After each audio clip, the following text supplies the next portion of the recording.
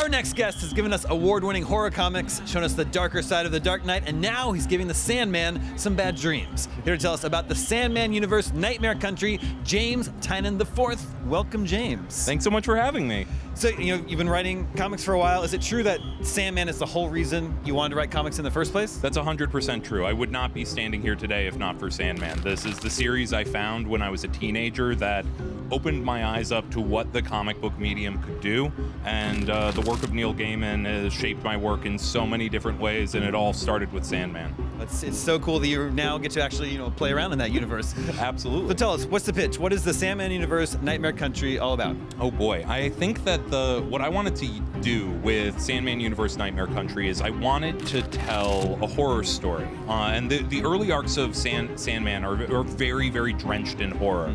And then it branches out from there into more fantasy and all of that stuff. And those early arcs really, really spoke to me.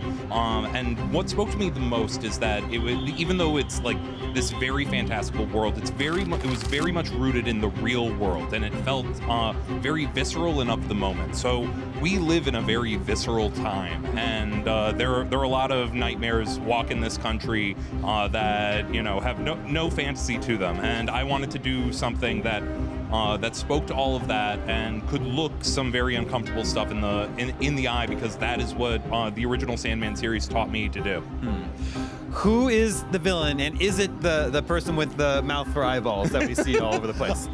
So actually, the Corinthian is the protagonist of the series. Oh, wow. So he is a nightmare, one of the most terrifying denizens of the dreaming, and we've put him up front and center in this story, and he uncovers a mystery that cuts right to the heart of who he is and what his role is, both in the dreaming and also just in the minds of men. So as he uncovers this mystery, he goes on this journey across America, and that's really where the story starts. Interesting. Now, this is the 8th series in the Sandman universe. What do you think sets this one apart from the other entries? Oh boy. I mean, I think that by putting the Corinthian up front and center, we have, it really, really, the Corinthian's a terrifying character. This is someone who walked the country for decades as a serial killer who inspired serial killers. He's one of the most terrifying nightmares that ever lived. And looking at the world of the Sandman, the universe of the Sandman, through his eyes, his teeth-filled eyes, is a lens that I don't think we've gotten to look at the world of Sandman before.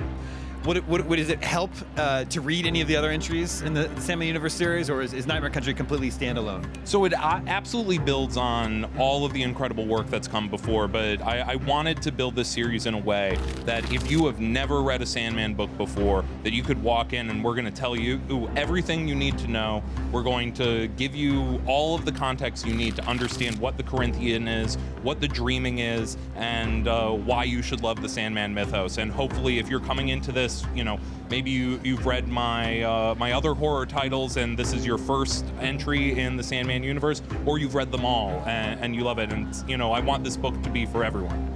How long is this first arc meant to be? How many issues? So the first arc is up through issue 6, but I'm already starting work on issue 7. So we've got a big story that we're setting out to tell, and we're just getting started. How different is it, do you need to approach it when you're writing like Nightmare Country as opposed to when you're writing something for Batman? Honestly, it comes from a similar place, because it all comes from this place of love and a deep love of the characters, and a deep desire to play with these toys that I grew up idolizing.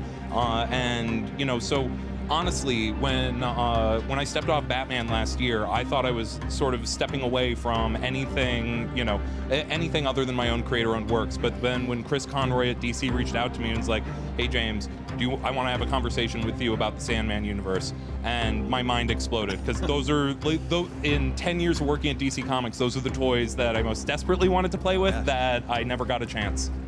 Do you have your preference, do you think? Do you prefer writing superhero or horror comics? I mean, right now I'm really feeling writing horror comics, which is why I'm writing a whole bunch of horror comics. Sure. But I love superheroes, and I know I'll be back someday. You'll be back. Okay. Well, superheroes are always back. That's true.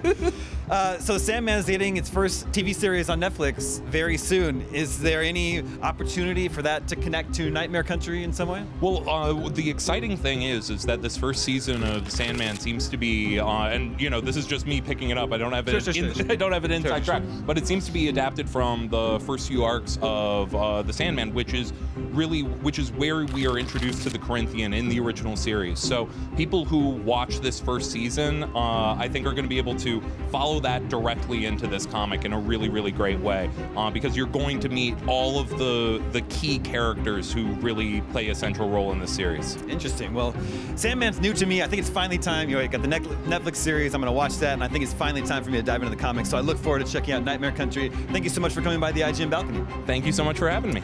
All right, the fourth and final chapter of Sandman Nightmare Country is out next week. Go support your local comic shop, grab a copy. In the meantime, there is still more San Diego Comic-Con right here on IGN. Thanks for watching.